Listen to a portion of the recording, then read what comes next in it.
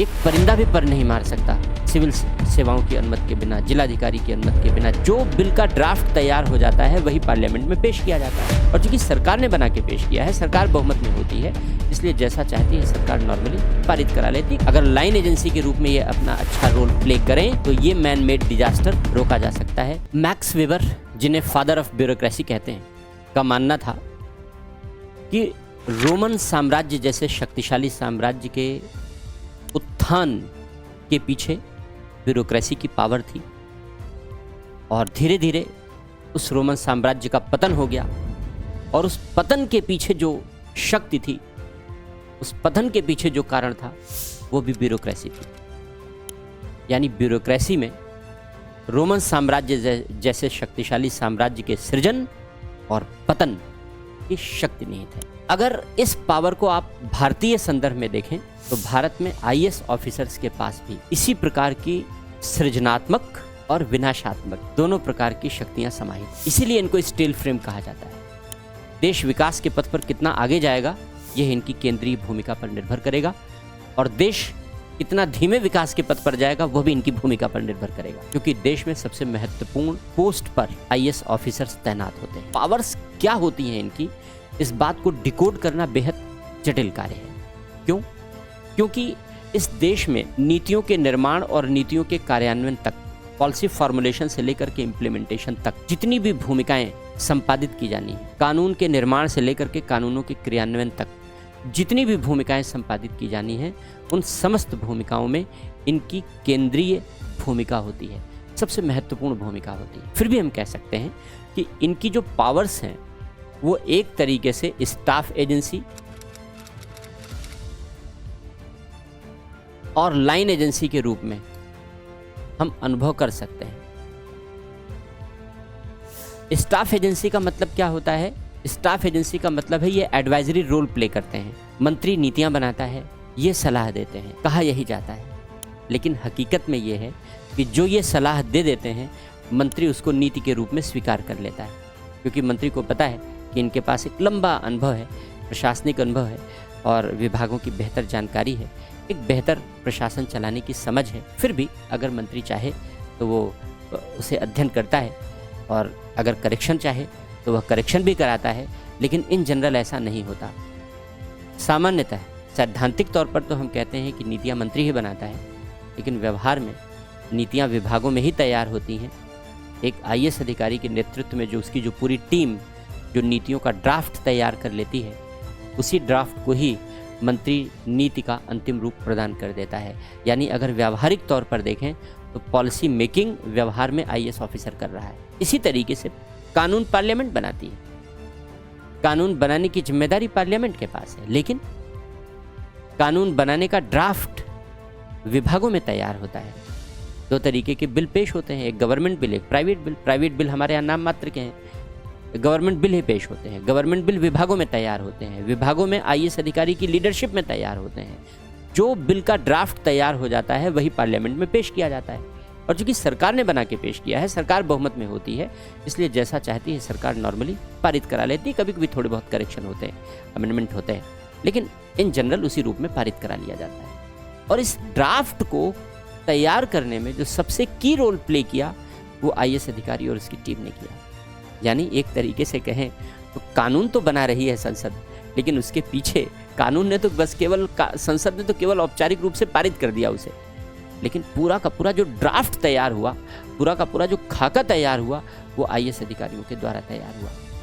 यानी एक तरीके से हम कहें तो देश में सिविल सर्विसेज एक्टिविज्म है, और इस सिविल सर्विसेज एक्टिविज्म में जो सिविल सेवाएं हैं और उनमें विशेषकर जो आईएएस की सेवाएं हैं वो सबसे ज़्यादा की रोल प्ले कर रही हैं, क्योंकि पूरे देश की शासन व्यवस्था में, चाहे वो लॉ मेकिंग हो, चाहे वो कानून बनाना हो, चाहे वो पॉलिसी मेकिंग हो, इन सारे कार्यों में आईएएस अधिकारियों की टीम, आईएएस अधिकारी एक धुरी के रूप में काम करते हैं, पिवट के रूप में, धुरी के रूप में काम करते हैं,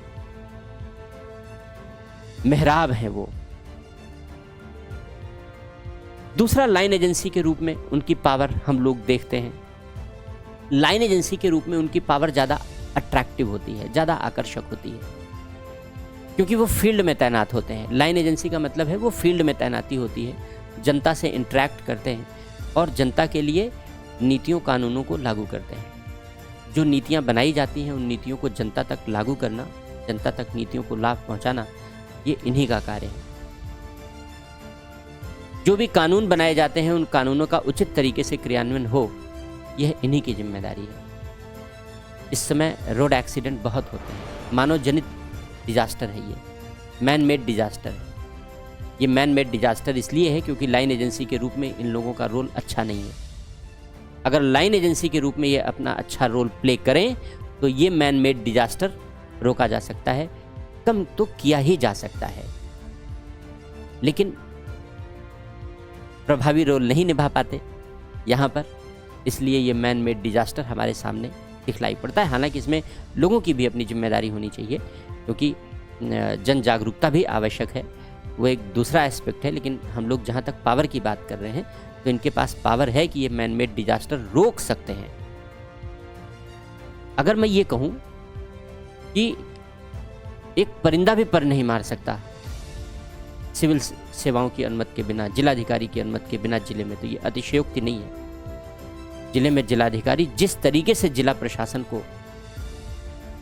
क्योंकि जिला ही इम्प्लीमेंटेशन की एजेंसी है, जिला ही सबसे प्रमुख लाइन एजेंसी है, तो अगर जिले में एक आईएएस अधिकारी जिला प्रशासन को जिस रूप में ढालना चाहे, चाहे वो डेवलपमेंट हो, चाहे वो लॉ एंड ऑर्डर हो, वो ढाल सकता है।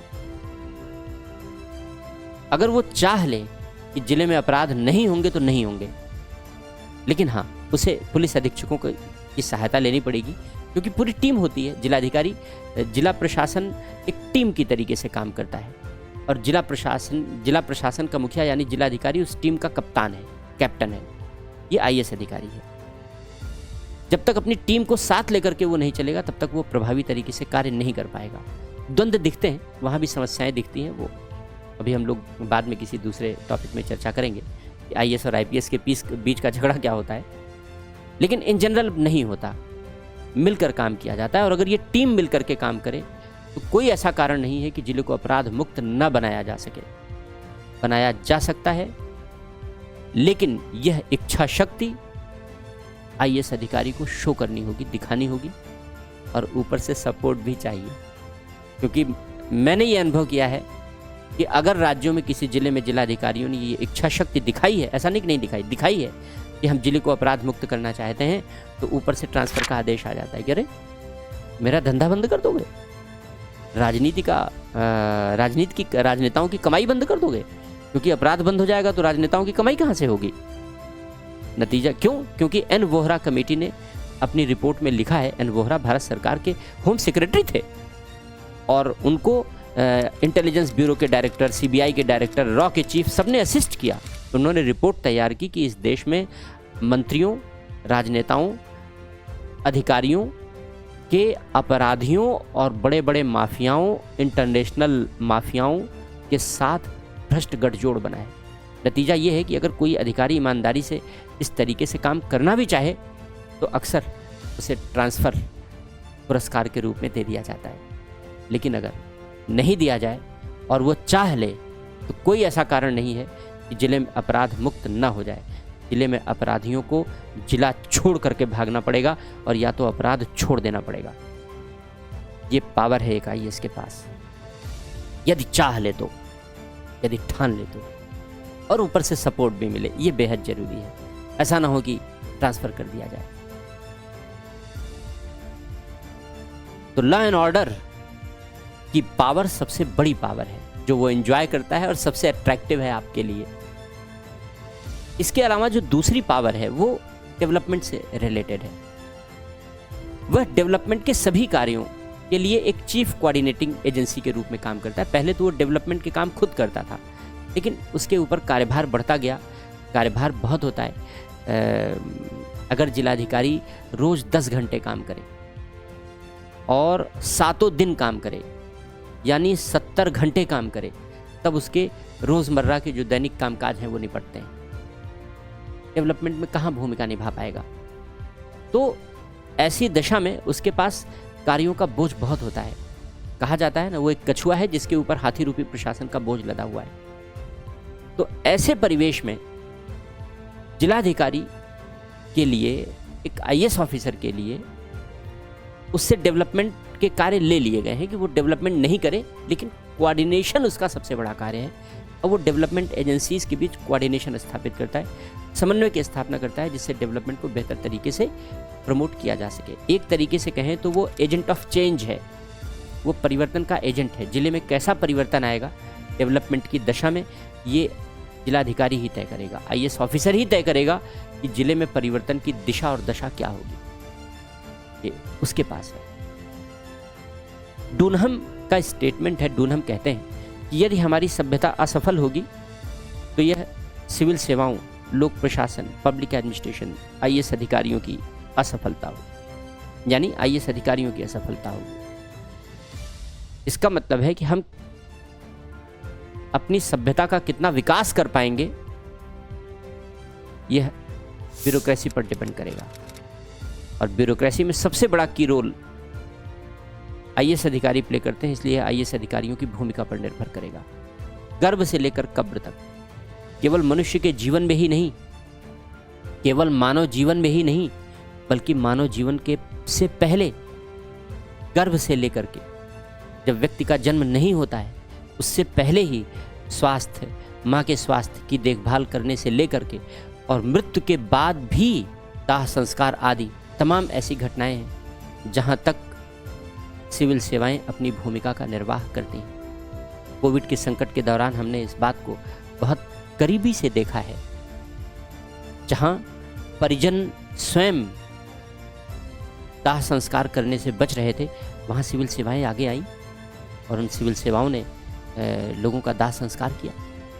तो गर्भ से लेकर के कब्र तक, यानी जन्म के पहले से लेकर के और मृत्यु के बाद तक, ये सेवाएं व्यक्ति के जीवन के हर क्षेत्र में, हर पहलू में अपना रोल प्ले करती हैं। हमारे देश का सामाजिक आर्थिक विकास कैसे होगा, हमारे देश में जितने भी डिजास्टर्स आते हैं, नेचुरल डिजास्टर्स हैं, मैन मेड डिजास्टर्स हैं, इनका मैनेजमेंट कैसे होगा, ये सारी की सारी पावर, ये सारी की सारी शक्ति एक आईएएस ऑफिसर के हाथों में ही छिपी होती है।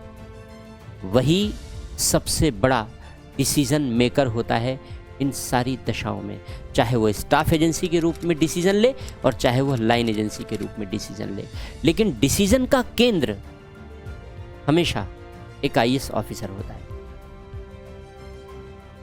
इसीलिए शासन और प्रशासन के संबंध में अगर हम आपसे ये पूछें कि भाई एक आईएएस अधिकारी की क्या क्या पावर्स हैं, क्या क्या ड्यूटीज़ हैं, क्या क्या रिस्पॉन्सिबिलिटीज़ हैं, इनको इनलिस्ट कर दो, इनकी एक लिस्ट बना दो, इनकी एक सूची बना दो। आप कभी नहीं बना सकते। समय परिवर्तनशील है, नित्य नई चुनौतियां उत्पन्न होती रहती हैं, शासन प्रशासन के क्षेत्र में नई संभावनाएं जन्म लेती रहती हैं। राष्ट्रीय और अंतर्राष्ट्रीय स्तर पर देश को विकास के पथ पर आगे ले जाने के लिए नए नए सृजनात्मक निर्णय लेने होते हैं। यह सब कुछ इन्हीं के कंधों पर होता है, सारी जिम्मेदारियां इन्हीं के कंधों पर होती हैं। हर जगह केंद्रीय भूमिका निभाने के लिए इन्हें ही आमंत्रित किया जाता है, हर जगह, चाहे वो किसी भी इंटरनेशनल ट्रीटी से रिलेटेड बात हो, जैसे अभी चाबहार ईरान के साथ भारत ने समझौता किया, चाबहार को लेकर के 10 साल के लिए एग्रीमेंट किया, चाहे वो दूसरे देशों के साथ हमारे समझौते हों, चाहे वो देश के भीतर ही कोई डेवलपमेंट का प्रोजेक्ट तैयार करना हो और उस डेवलपमेंट के प्रोजेक्ट को एग्जीक्यूट करना हो, सारे के सारे क्षेत्रों में सबसे महत्वपूर्ण भूमिका इन्हीं ही निभानी है। जितने भी नए चुनौतियां और नए चैलेंजेस आने हैं, जैसे क्लाइमेट चेंज है, एनवायरमेंटल प्रोटेक्शन है, हमारा जो इकोलॉजी है, इकोसिस्टम है, इन सारी चीज़ों को लेकर के बहुत सारे चैलेंजेस हमारे सामने आ रहे हैं। ग्लोबल वार्मिंग, दिल्ली ने अभी डेटा बताया कि भाई 50 डिग्री पार कर गया। देश के बहुत सारे हिस्सों में टेम्परेचर 50 डिग्री टच कर रहा है, कहीं कहीं 50 डिग्री पार कर रहा है। जैसलमेर में हमारे सेना के सदस्यों ने वीडियो पोस्ट किया कि वे रेत पर पापड़ रख करके सेक रहे हैं। तो स्वाभाविक सी बात है कि ये जितने भी तरीके के चैलेंजेस हैं, इन सारे चैलेंजेस को फेस करने के लिए हमें डिसीजन लेने होंगे और उन डिसीजंस को ईमानदारी के साथ इम्प्लीमेंट कराना होगा, चाहे वो डिसीजन मेकिंग हो और चाहे वो डिसीजन का इम्प्लीमेंटेशन हो। डिसीजन मेकिंग से लेकर के और इम्प्लीमेंटेशन तक सारी की सारी भूमिका, सारा का सारा रोल नॉर्मली आईएएस अधिकारियों के द्वारा ही प्ले किया जाता है, उन्हीं के द्वारा ही निभाया जाता है। इसलिए सिविल सेवाएं तो हमारे देश में बहुत सारी हैं, लेकिन उन सिविल सेवाओं में जो सबसे महत्वपूर्ण सिविल सेवा है वो आईएएस की सिविल सेवा इसीलिए मानी जाती है।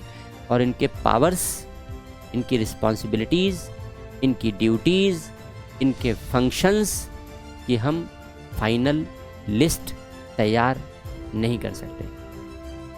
डिस्ट्रिक्ट से लेकर के, क्योंकि डिस्ट्रिक्ट एडमिनिस्ट्रेशन की सबसे फंडामेंटल यूनिट है, डिस्ट्रिक्ट से लेकर के और यूनियन लेवल तक, भारत सरकार के स्तर तक सारी जिम्मेदारियां, कश्मीर से लेकर कन्याकुमारी तक, गुजरात से लेकर मणिपुर तक सारी जिम्मेदारियां इन्हें ही निभानी है।